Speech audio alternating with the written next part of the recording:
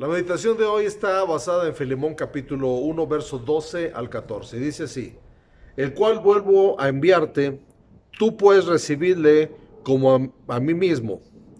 Ya yo quisiera retenerle conmigo, para que en lugar tuyo me sirviese en mis prisiones por el Evangelio. Pero nada quise hacer sin tu consentimiento, para que tu favor no fuese como de necesidad, sino voluntario. Quiero resaltar cuatro enseñanzas que aprendo de esta porción y que ojalá nos sirvan a todos. Lo primero dice, el cual vuelvo a enviarte, y dice, tú pues recíbele como a mí mismo.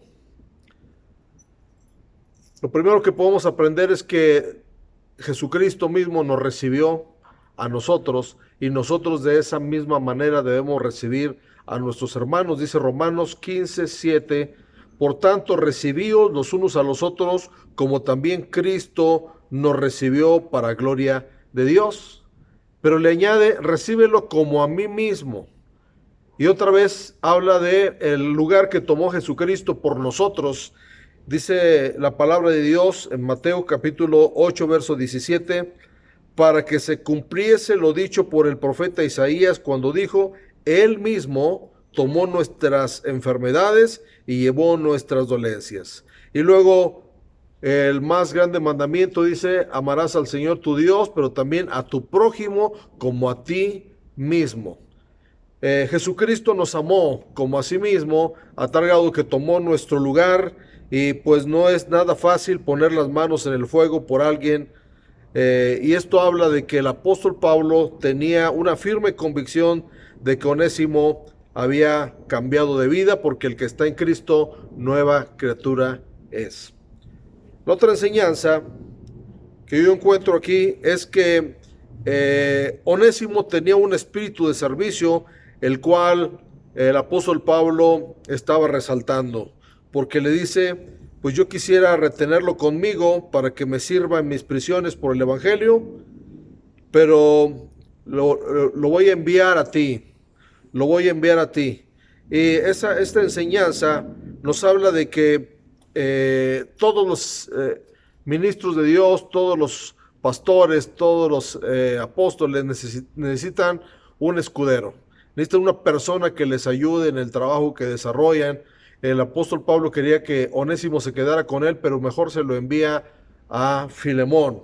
Y en la Biblia encontramos que el papel del escudero es ir delante del líder para guardar su integridad, para ayudarle en su trabajo. Hay un ejemplo en 1 Samuel 17:41 que dice, y el filisteo venía andando y acercándose a David y su escudero delante de él. Los escuderos van delante de los siervos para protegerlos, para guardarlos, para ayudarlos también. La tercera enseñanza que yo veo aquí es el respeto que tenía el apóstol Pablo a la voluntad personal de Filemón. Dice, no quise hacer nada sin tu consentimiento. Segunda de Corintios capítulo 10, verso 15 dice, no nos gloriamos desmedidamente en trabajos ajenos, sino que esperamos que conforme crezca vuestra fe, seremos muy engrandecidos entre vosotros conforme a nuestra regla. Hay reglas que seguir en el ministerio, y una de ellas es respetar la voluntad de los demás. Por eso decía, yo no me he gloriado desmedidamente, no hacer nada fuera del orden o de la regla que ya estaba establecida. Dice 2 de Corintios 10:13, pero nosotros no nos gloriamos desmedidamente, sino conforme a la regla que Dios nos ha dado por medida para llegar también hasta vosotros. Entonces, como decimos coloquialmente, el apóstol Pablo no se pasó de la raya con Filemón, sino que dice, pues yo respeto tu voluntad y no quise hacer nada sin tu consentimiento. Otra de las enseñanzas que encuentro aquí es que los favores que hacemos deben hacerse de voluntad y no por fuerza o de necesidad. Eso mismo le dice el apóstol Pablo a Filemón. Dice, para que tu favor no fuese como de necesidad, sino voluntario. Y la palabra de Dios nos habla de las personas que dan para la obra de Dios. En segunda de Corintios capítulo 9 verso 7 dice, cada uno dé como propuso en su corazón, no con tristeza ni por necesidad, porque Dios ama al dador alegre.